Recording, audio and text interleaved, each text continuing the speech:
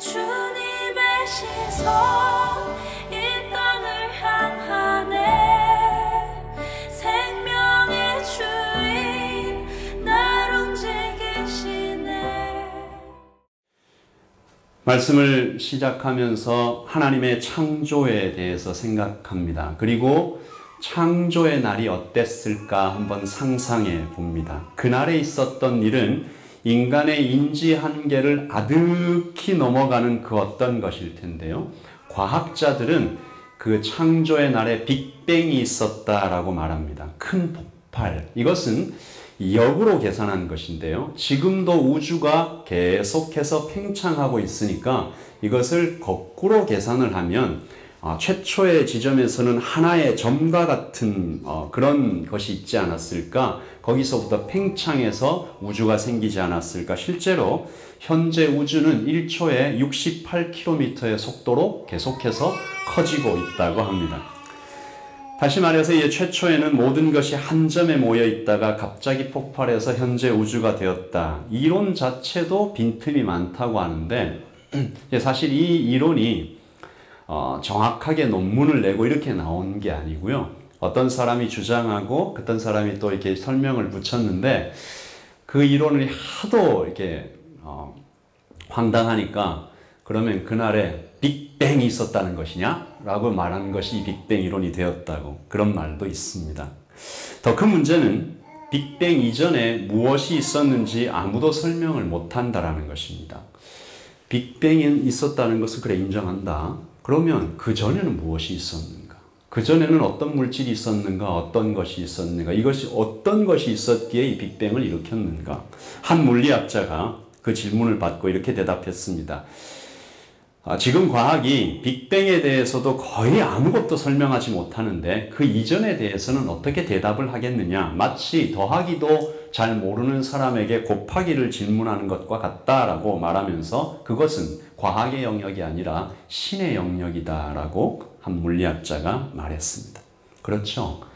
그의 말처럼 오직 성경만이 태초에 그리고 그 이전에 무엇이 있었는지 정확한 답을 줍니다. 창세기 1장 1절이죠. 태초에 하나님이 천지를 창조하시니라. In the beginning, God created the heavens and the earth. 하나님이 시간도 만드시고 공간도 만드시고 온 우주 만물을 지으셨다. 그러므로 시간의 저편에는 하나님이 계셨다라는 것이죠. 삼위 하나님께서 세상이 우주가 창조되기 그 이전부터 서로 사랑하시며 서로를 높이며 완벽하게 하나이시면서 동시에 셋으로 존재하고 계셨다. 그러므로 하나님께서 모든 것의 시작이시다. 아멘이십니까? 시작이 있으면 끝이 있습니다. 그러므로 하나님은 모든 것의 시작이시며 동시에 모든 것의 끝을 주관하시는 분이죠. 이것이 성경적인 세계관입니다. 직선으로 가죠. 시작이 있고 반드시 끝이 있다. 불교는 어떤 세계관입니까? 동그라미입니다. 돌고 계속 돌고 윤회한다. 진화론도 비슷합니다. 다만 진화론은 계단식입니다. 계속해서 점점 더 나아져서 언젠가는 유토피아가 이 땅에 이루어질 것이다. 그냥 들으면 진화론이 되게 매력적이에요. 점점 좋아진다라고 하니까 희망적이게 들립니다. 하지만 여기에 아주 무서운 독이 숨어 있음을 우리는 잘 알고 있습니다. 간단하게 얘기하면 유대인들을 대량 학살했던 홀로코스트가 바로 이 진화 이론에서 나왔다는 것입니다. 열등한 개체는 자연히 없어지고 좋은 것들만 계속 남는 것이 반복되면 세상이 점점 좋아진다. 그러므로 사람들의 머릿속에 이게 들어가는 거예요. 열등한 개체는 어차피 가만히 놔둬도 없어지니까 세상을 위해서 빨리 없애주자. 게르만 민족들보다 유대인들은 한참 열등하니까 이 사람들을 없애는 것은 아무런 죄책감, 거리낌 없이 죽여버렸습니다. 무서운 일이 일어났죠. 여러분, 그러므로 세계관이 얼마나 중요한지 우리는 알게 됩니다. 세계관은 세상이 움직여가는 것을 보고 세상이 이렇게 움직여가는데 또 나에게 어떤 일들이 일어나는데 이것을 경험할 때 어떻게 반응하는지에 대한 종합적인 생각의 틀입니다. 다시 말해서 같은 것을 봐도 성도와 불신자가 전혀 다르게 반응하고 전혀 다르게 생각하고 그리고 그 결과도 아주 다르게 나올 수 있다는 것이죠. 저는 참 오랫동안 하나님의 말씀을 들고 성도들과 또 여러 사람과 함께 나누었는데 참 안타까운 것은 교회를 오래 다녔으면서도 이 성경적인 세계관을 가지지 못하고 몸은 교회에 와 있는데 이 세상적인 세계관, 즉 진화론적 세계관이라든가 심지어 불교의 윤회론적 세계관을 가진 사람, 그래서 지난 주일에 말씀드렸던 것처럼 전보로도 다니는 사람, 여러 가지 복합적으로 있다라는 것입니다. 오늘 다윗이 천둥과 번개를 봅니다. 이것을 보고 그가 무엇을 느꼈을까? 이 창조적인 하나님의 세계관을 가졌던 다윗은 천둥과 번개를 보고 어떻게 느꼈을까? 제가 한번 시편 59편에 나타난 다윗이 실제로 보고 들은 것을 한번 쭉 살펴보겠습니다. 3절에 보시면 물이 보이죠? 많은 물이 우레소리를 낸다. 이게 천둥소리 같은 소리를 내면서 흐른다. 이 폭우가 내린 겁니다. 강이 거칠게 내려가는 모습을 그렸죠. 번개가 칩니다. 5절에 보시면 레바논의 백향목이 꺾어졌다. 그리고 백두산보다도 더 높은 까마득한 헐몬산을 뒤집어 놓는 천둥소리가 이어서 들린다. 여러분, 천둥이 이 자연에 꽝 치면 실제로 이 땅이 흔들립니다. 그리고 7절에서는 번개가 땅에 떨어지는데 화염을 가르며 땅에 떨어진 번개가 남방 가데스 방향에 꽝 소리를 내며 충돌하는데 그 소리가 얼마나 컸든지 9절에 보시면 그 소리에 놀라서 암사슴이 새끼를 떨어뜨릴 정도로 그렇게 큰 소리. 그리고 벼락이 떨어진 산에는 화재가 발생해서 모두 다 타버렸다. 9절에서 민둥산이 되어버렸다라고 말하죠. 여러분이 만약에 이런 모습들을 눈앞에 봤다면 세상 사람들은 이런 모습을 보았다면 어떻게 반응할까? 보통은 겁에 질리고 두려움에 사로잡힙니다. 보이는 그대로 보면 그렇습니다. 보이는 대로 눈에 파악되는 대로 팩트를 바라보면 그렇습니다. 물론 일어난 일을 보이는 그대로 기록하고 해석하는 것도 중요하지만 그래서 천둥 번개 치는 날에 안전을 조심해야 합니다. 그러나 성도는 보이는 것도 보지만 보이지 않는 것도 믿음의 눈으로 보는 사람들입니다. 아멘이십니까? 성도는 보이지 않는 것도 그 너머에 있는 보이지 않는 하나님도 살펴보는 그런 사람이죠. 그래서 오늘 저는 다윗이 천둥 번개가 휘몰아치는 그 밤에 무엇을 보았을까? 코로나로 세상이 어지러운 이때에 우리 주변에서 어쩌면 천둥 번개가 치는 것 같은 밤을 경험하는 여러분들이 그 현상들을 보면서 어떤 것을 보아야 할까? 다윗은 하나님의 세 가지 모습을 그 밤에 발견합니다. 첫 번째는 영광의 하나님입니다. 여러분, 다윗이 번개가 꽝 치고 천둥이 왕 치니까 하나님께서 하늘과 땅에 잠깐 현현하셨다라고 표현하죠. 감탄하며 경배하기 이제 원하고 그 마음이 이렇게 불일듯 일어났다라고 얘기하는데요. 그런데 그는 참 흥미롭게도 자기가 이 모습을 찬양하고 경배하는 것이 아니라 권능 있는 자들을 초대합니다. 권능 있는 자들을 초대해서 그들에게 나 대신 찬양을 좀 드려달라고 부탁합니다. 29편 1절이죠. 같이 읽어보십시다. 너희 권능 있는 자들아 영광과 능력을 여호와께 돌리고 돌릴지어다. 아멘. 권능 있는 자들이 누굴까요? 바로 천사들입니다. 왜 다윗은 자신이 아니라 천사들에게 찬양을 부탁했을까? 죄로 오염된 인간은 하나님의 영광과 위엄에 대해 온전히 찬양할 수 없다라고 생각했기 때문입니다. 그래서 2절에 이렇게 찬양하죠. 여호와께 그의 이름에 합당한 영광을 돌리며 거룩한 옷을 입고 여호와께 예배할지어다. 하나님의 이름에 합당한 영광을 돌리기에는 사람은 너무 부족하다, 또 무지하다. 그러니까 다윗은 둘 사이에 끼어 있는 것입니다. 하늘에 나타난 번개와 천둥 속에 임하시는 하나님의 모습을 보고 가슴이 벅차올라서 막 손을 높이 들고 하나님을 막 찬양하고 싶은 그 열망도 일어나는데, 압도되는데, 동시에 자신이 아무리 정성을 다해 찬양을 드려도 하나님의 이름에 합당한 영광을 돌릴 수 없다는 것을 알고 안타까워하고 있는 것입니다.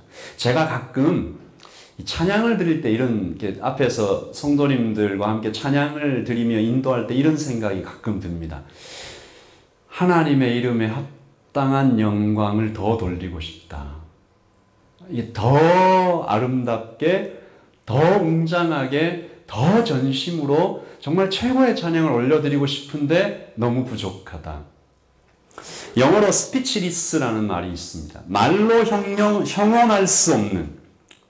다윗은 그렇게 자신의 영적, 언어적 한계를 절감하며 그저 감탄하고 있는 것이죠. 여러분도 그럴 때가 있죠. 하나님의 그 현현을, 하나님의 임재를 보면서 내 언어가 너무 부족하다. 내 지각이 너무 한계가 있다. 이 하나님의 아름다움을 내가 어떻게 높일까? 곡을 잘 쓰는 사람들이 되게 부럽다. 그림을 잘 그리는 사람이 너무 부럽다. 그런 모든 재능을 사용해서 이렇게 막 하나님을 다 높이는데 난 어렵다. 다윗은 지금 눈앞에 펼쳐진 거대한 자연의 격동을 보면서 하나님의 영광과 능력이 이와 같을까? 하늘이 지금 이 번개가 동쪽 끝에서 서쪽으로 쫙 치는 이 모습을 보면서 이렇게 표현하면 되겠구나. 그런 생각도 했던 것 같습니다. 우리도 자연을 바라보며 펼쳐지는 산들바람, 바람에 흩날리는 어떤 낙엽들, 몰아치는 비, 내려쬐는 태양을 보면서 나타난 하나님의 영광을 찬양하는 그런 성도들 되시기를 예수님의 이름으로 축복합니다. 두 번째, 그는 통치하시는 하나님을 발견합니다. 10절을 같이 읽어보죠. 시작. 여호와께서 홍수때에 좌정하셨으며 여호와께서 영원하도록 왕으로 좌정하시도다. 아멘. 다윗은 그 모든 격동을 다스리시며 통치하시며 움직이시는 하나님을 노래하기 시작하시는데, 말씀을 준비하면서 여러분도 아마 그러실 텐데 자연스럽게 한 장면이 오버랩 되죠. 뭡니까? 풍랑 앞에서 떨며 무서워하던 제자들의 모습입니다. 다윗은 몰아치는 급류를 보면서 왕 되신 하나님을 찬양하고 있는데 제자들은 풍랑에 휩쓸려가면서 덜덜 떨면서 무서워했죠. 예배자의 감각입니다. 여러분, 하나님의 세계관을 가지고 날마다 하나님을 예배하며 그 앞에 오래 엎드렸던 예배자들은 이런 감각을 가집니다. 이런 시각을 가지고 이러한 해석의 능력을 받습니다. 다윗은 천지를 만드시고 그의 뜻대로 주관하시는 하나님의 통치를 지금 해석하고 있는데요.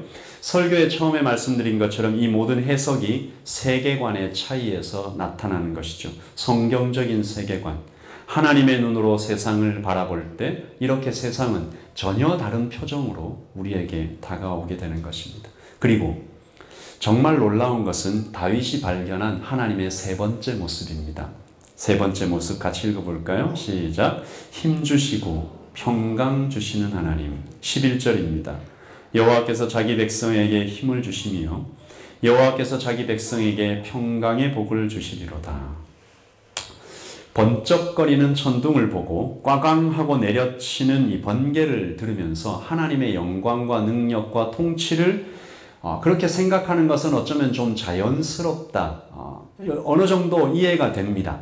그런데 어떻게 이 격동하는 자연을 보고 위로하시고 격려하시고 평강을 주시는 하나님을 떠올릴 수 있었을까?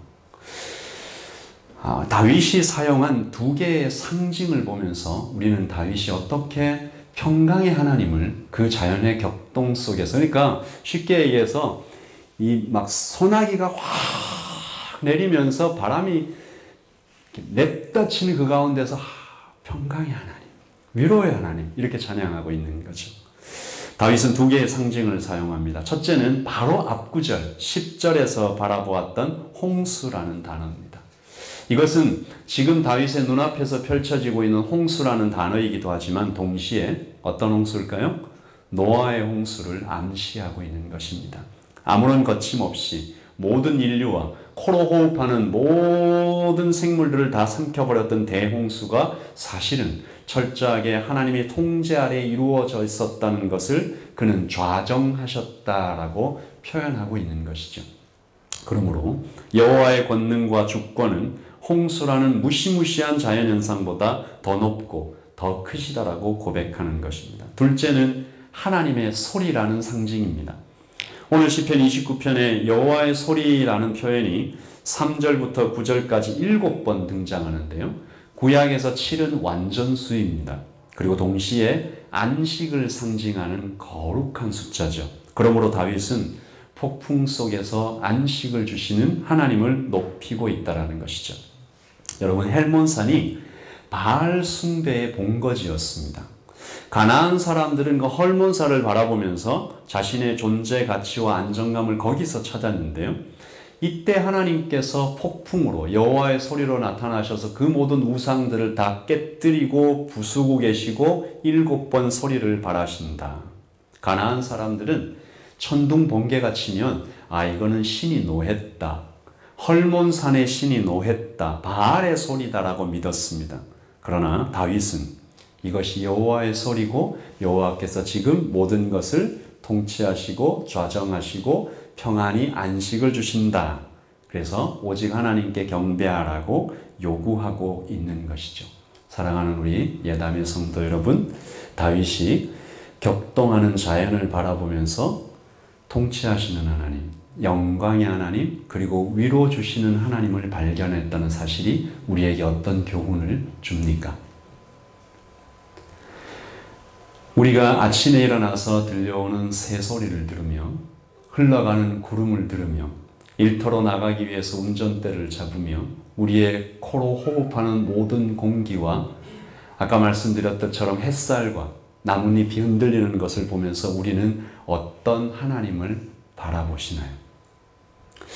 그렇게 밝고 화창한 모습을 보면서도 우리가 하나님을 높이지만 반대로 어두운 밤 비바람이 몰아치고 내 옷이 젖어 들어가고 그렇게 우리가 떠밀려갈 정도로 강한 자연의 격동 앞에서 우리도 이렇게 다윗처럼 좌정하시는, 평안 주시는, 위로하시는, 격려하시는 하나님을 찾을 수 있을까요? 아멘이십니까? 우리 같이 한번 고개를 숙이고 한번 기도하겠습니다. 우리 이 시간에 기도하실 때